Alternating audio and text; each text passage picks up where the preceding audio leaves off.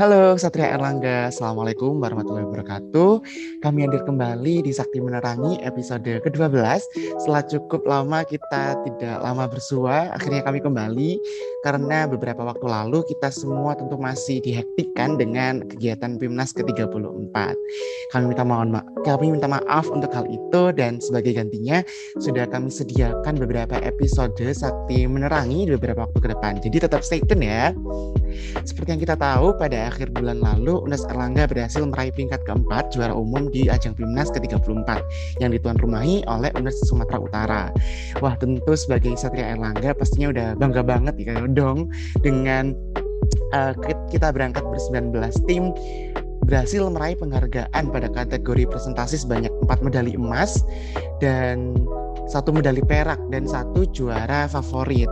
Lalu ada juga penghargaan pada kategori poster yaitu 1 medali emas, 1 medali perak dan 1 medali perunggu. Tentu mantap banget dong pastinya. Semoga apa yang kita capai pada tahun ini tentunya bakal berlanjut ke tahun-tahun selanjutnya dan semoga bisa mencapai juara umum dan membawa pulang Adikarta Kertawidya. Amin.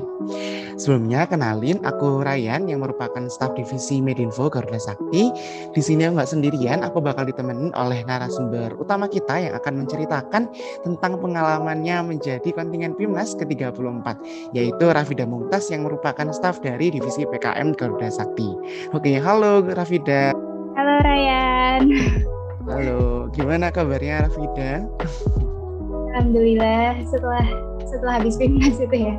Benar-benar rasanya sih waktu itu kan nano ya, apalagi kita nggak dari timku sendiri belum berhasil dapat medali untuk tahun ini gitu, tapi insya Allah tahun depan deh sama Ryan juga.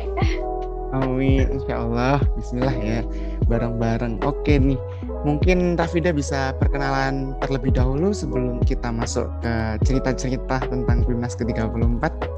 Oke, halo semuanya. Jadi aku Rafida Mumtaz dari Prodi Bahasa dan Sastra Indonesia angkatan tahun 2019. Nah, di sini juga aku sebenarnya member Garuda Sakti juga di divisi PKM. Kemudian Mas Ryan ini berbaik hati mengajak aku untuk membuat suatu Garuda Menerangi. Iya, oke deh. Kita langsung aja deh. Kita ulik tuntas tentang pengalamannya Rafida selama masa PKM 2021 kemarin sampai di PIMNAS ke-34. Oke, boleh deh Rafida menceritakan gimana sih alur dari PKM yang kemarin Rafida ikutin bersama tim? Ya, makasih Ryan ya.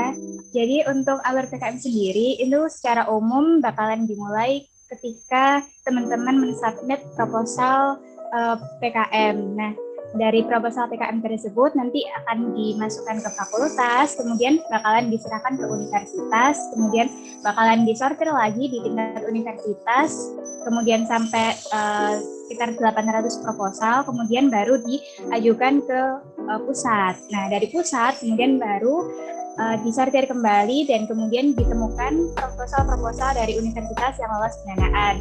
Tapi teman-teman nggak sampai pendanaan aja alurnya PKM itu, jadi masih banyak banget. Dari pendanaan itu nanti kita bakalan dibimbing dengan dosen-dosen TPK, TPKU, TPKF, dan dosen-dosen lainnya untuk lebih memperkuat PKM kita. Setelah pendanaan, kemudian PKP 2, yaitu PKP 2 itu kayak semacam penilaian dari proposal yang sudah didanai tadi. Dari PKP 2 kemudian disaring lagi siapa-siapa saja tim-tim PKM yang berhasil lolos untuk masuk ke tahap PIMNAS. Nah, baru di PIMNAS nih kita bakalan disaring lagi. Saringannya tuh banyak banget sih kalau PKM itu. Disaring lagi untuk nentuin siapa yang berhak dapat medali emas, medali perak, kemudian medali perunggu dan juga jadi juara favorit juga kalau tahun ini ya Ryan ya. Kayak gitu sih kalau alur umumnya Ryan. Oke, berarti alurnya kan panjang banget nih, mulai dari proposal, lalu ada pendanaan, lalu kita melakukan penelitian dan program-programnya. Habis itu ada penilaian PKP 2 juga sampai ke PIMNAS buat jadi juara medalisnya kayak gitu ya. Terus apa sih yang sebenarnya jadi motivasinya Rafida dan tim itu mau ikutan PIMNAS, mau ikutan PKM gitu? apakah ada benefit yang bisa kalian dapatkan dari ikut serta di PKM dan juga PIMNAS? Ya, jadi kalau dari aku sendiri pribadi itu waktu tahun lalu submit proposal itu karena itu apa ya, keharusan gitu sebagai anggota PKM gitu kan, anggota divisi PKM Garuda Sakti. Nah, selain itu juga pengen dapat konversi SKS ke skripsi gitu kan. Kalau di UNER sendiri itu teman-teman nih kalau udah lolos pendanaan PKM bidang riset, kemudian bidang artikel ilmiah, bidang GFK, kemudian bidang penelitian teknologi itu bakalan dapat dikonversikan lolos pendanaannya tersebut ke skripsi gitu teman-teman. Jadi UNER ini udah menurut aku ya universitas yang baik banget sih, soalnya universitas lain itu baru konversi skripsinya itu ketika baru dapat medal gitu. Tapi kalau UNER itu cuma lulus pendanaan aja itu udah bisa diskonversiin ke skripsi gitu. Itu sih yang jadi support terbesar aku, motivasi terbesar aku biar nggak dapet skripsian gitu kan. Gitu. Terus habis itu ternyata setelah aku menyelam lebih jauh, ternyata di PKM sendiri itu benar-benar wadah yang bisa mensupport kalian apabila kalian itu benar-benar pengen bertumbuh, berproses gitu ya. Jadi aku tuh sering banget dengar teman-teman yang bilang kalau mereka itu pengen berproses selama perkuliahan, pengen berproses, pengen bermetamorfosis gitu kan ya. Nah, buat teman-teman yang benar-benar pengen berproses, itu menurut aku PKM tuh wadah yang paling banget tepat gitu. Karena kita selama PKM itu benar-benar dibentuk gitu, nggak kayak lomba-lomba lainnya ya barangkali yang ketika misalnya kita ikut lomba esai maupun lomba LKTI tingkat internasional pun itu mungkin bagaimana pembentukannya, bagaimana prosesnya itu nggak terlalu sepanjang dan sedetail PIMNAS atau PKM gitu. Karena PKM itu kita dapat banyak sekali masukan dari dosen-dosen TPK, dosen-dosen yang lebih ahli, profesor, dokter di seluruh UNER gitu. Dan kita juga berkesempatan untuk melatih public speaking kita, kemudian kepenulisan kita, dan kemudian soft skill lainnya yang pasti kalian butuhin banget. Karena kita 1 tahun itu dibimbing di PKM. Iya bener banget sih, dari mulai mungkin konversi ya, terutama yang jadi motivasi anak-anak UNER buat ikut PKM, bisa konversi ke KKN juga, ke PKL, juga ada yang bisa konversi ke beberapa mata kuliah yang linier dengan apa yang mereka teliti dan juga kelas PKM-nya kayak gitu. Terus ya benar dari Rafida tadi kan, kalau di UNER itu benar-benar memfasilitasi mahasiswa-mahasiswa yang ikut PKM sampai PIMNAS itu nggak cuma dari aspek seperti akademisnya maupun kepenulisannya, tapi juga dari aspek seperti kedisiplinan, kepemimpinan, terus bertutur kata yang baik dan benar ketika kita berbicara dengan orang lain, dengan juri, dengan guru-guru besar seperti itu juga diajarkan gitu sama UNER seperti itu. Tentu ini nggak cuma berdampak waktu kita di PIMNAS atau di PKM aja, tapi bakal berdampak juga, bermanfaat juga gitu ke depannya. Terus gini nih, kan kemarin udah ngejalan ini PIMNAS itu dari mulai monef ketika pendanaan, lalu bimbingan juga sama dosen TPK yang diberi komentar, diberi masukan segala macam, terus juga latihan presentasi waktu hari H PIMNAS juga seru banget waktu selama tanya jawab dengan juri. Itu gimana sih pengalamannya Rafida selama itu? Ya, jadi kalau dari tim aku sendiri kan aku kebetulan lolos di 3 proposal pendanaan ya. Jadi macam-macam ceritanya, apalagi kalau sesi tanya jawab itu kan materi kita kan berbeda-beda gitu. Tapi kalau misalnya aku boleh cerita untuk tanya jawabnya sendiri, sebenarnya dari dosen-dosen TPK maupun dosen-dosen pembimbing itu benar-benar terbuka banget. Apabila kita punya kesalahan, mereka itu bakalan mensupport untuk kita memperbaikinya. Jadi gitu. Meskipun ya mungkin kadang-kala itu membuat kita merasa ngedown gitu kali ya. Karena kan dapat banyak banget masukan, banyak banget kritikan gitu. Tapi itu sebenarnya buat untuk perkembangan kita biar lebih baik lagi dan juga lebih sempurna lagi paper kita ataupun penelitian kita gitu. Jadi jangan diambil hati ya teman-teman, meskipun kalian udah di komentari gimana, meskipun waktu itu aku juga sempat baper sih Ryan, sempat anu juga, tapi karena sadar itu karena untuk kebaikan diri kita, demi tim UNER juga kan, jadi ya itu diambil positifnya aja, nggak usah diambil hati banyak-banyak gitu aja sih. Betul. Keren banget nggak sih Mbak Rafida ini lolos 3 pendanaan gitu di tahun 2021. Itu kemarin ngajuin berapa ya Bang Rafida? Kalau boleh tahu. Jadi kemarin itu aku ngajuin 4 proposal, kemudian Wow. yang satu proposal itu nggak lolos di tingkat universitas, jadi tinggal 3 proposal doang, dan ternyata qadarullah ternyata dapet rezekinya gitu. Wah, alhamdulillah. Boleh dong diceritain tiga pendanaan tadi itu apa aja dan dan mana aja yang lolos ke PIMNAS? Iya, jadi dari 3 proposal itu semuanya itu RSH. Emang aku fokusin diri mau ke RSH karena aku merasa untuk skema-skema lain kayaknya aku masih kurang cocok gitu, masih harus belajarnya lebih banyak gitu daripada RSH. Nah kemudian untuk itu sebenarnya untuk tim PKM aku itu justru didominasi dari adik-adik tingkat sih, soalnya waktu itu kan kebetulan aku berkesempatan jadi suatu mentor gitu kan dalam suatu program gitu, dan aku pengen ngajak anak-anak mentorku buat ikutan PKM gitu, dan ternyata anak-anak mentorku ini memang pada hebat-hebat sih, makanya kita bisa lolos gitu. Dan dari 3 proposal yang aku submitin itu, yang pertama itu tentang kesenian besutan, revitalisasi kesenian besutan. Kemudian yang kedua tentang media pelestarian bahasa Jawa untuk kaum diaspora Jawa. Dan kemudian yang ketiga itu media sosial TikTok dan bahasa sehari-hari ini. Nah, dari ketiga proposal yang aku ajuin itu ternyata yang dikasih kesempatan untuk lolos ke tahap PIMNAS cuman yang media sosial TikTok ini. Wah, keren banget gitu. Dari idenya tuh kayak sosial humaniora banget lah istilahnya, kayak dari segi budaya, segi TikTok yang sekarang lagi marak gitu ya, benar-benar hype banget gitu. Dan tentunya kan tadi Rafida cerita juga kalau tentang yang dikomentari sama para dosen-dosen itu cukup bikin baper ya istilahnya kayak gitu. Mungkin itu salah satu istilah biar kita itu dimasak biar jauh lebih matang gitu ketika kita disajikan seperti itu, betul nggak sih? Terus ada nggak dari Rafida itu evaluasi selama perjalanan dari PKM pendanaan sampai di PIMNAS di UNER ini? Apa sih evaluasi dari Rafida? Ya, jadi sebelumnya aku mau ucapin banyak-banyak terima kasih untuk dosen-dosen DPK, kemudian Dirmawat, kemudian Garuda Sakti, dan juga teman-teman lain yang nggak bisa aku sebutkan satu persatu dalam pelaksanaan PKM sampai PIMNAS ini.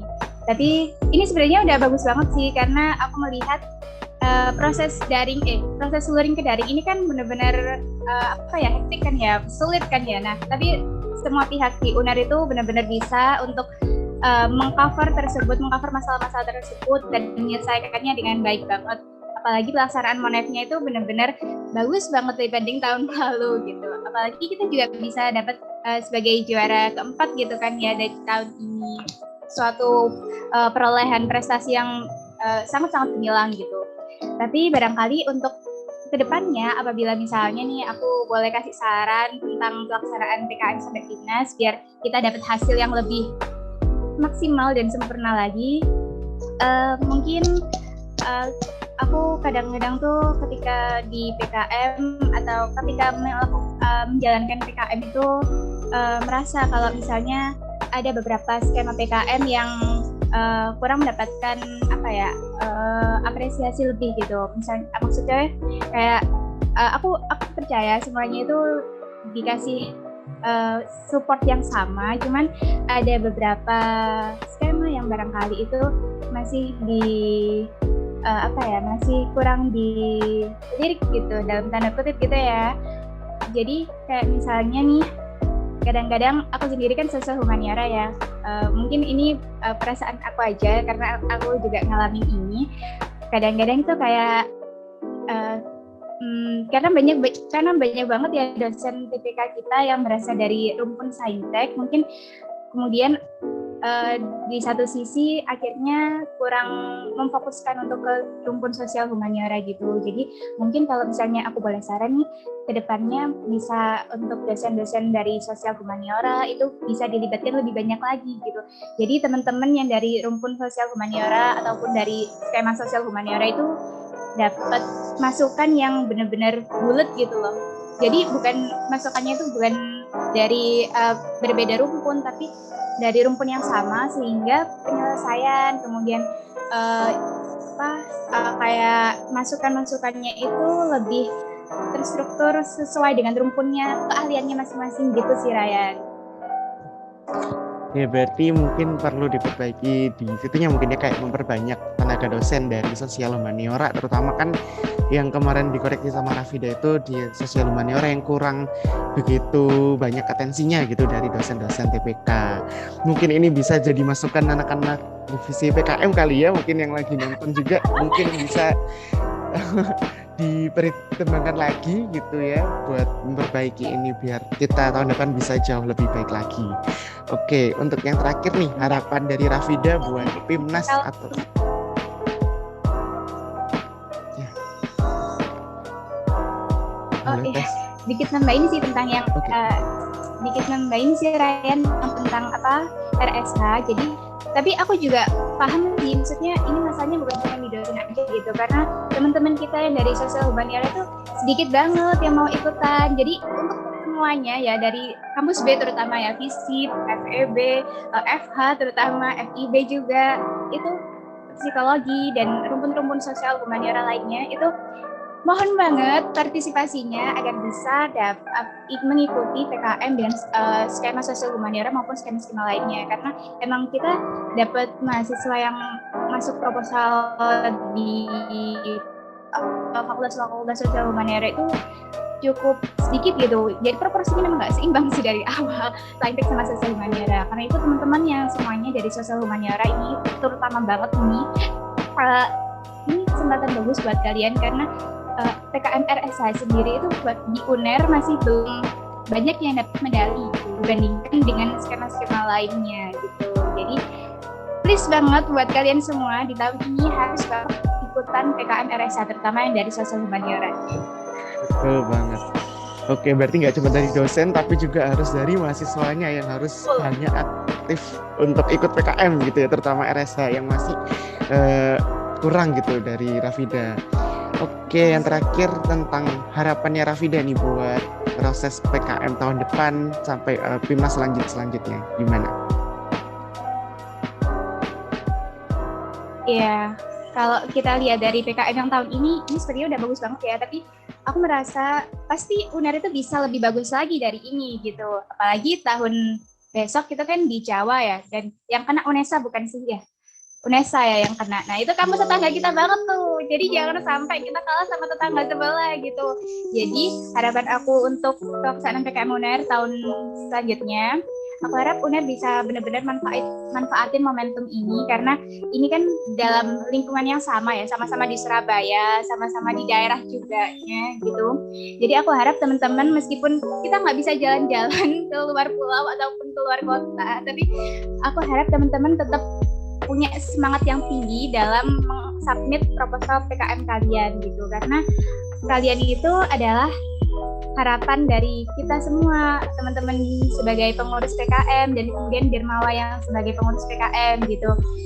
Kita cuma bisa mengharapkan adanya terobosan dan prestasi-prestasi lainnya dari teman-teman yang mau bersedia meluangkan waktunya, mau bersedia berproses, bersakit-sakit di PKM sehingga bisa mempersemangat terbaik untuk UNER.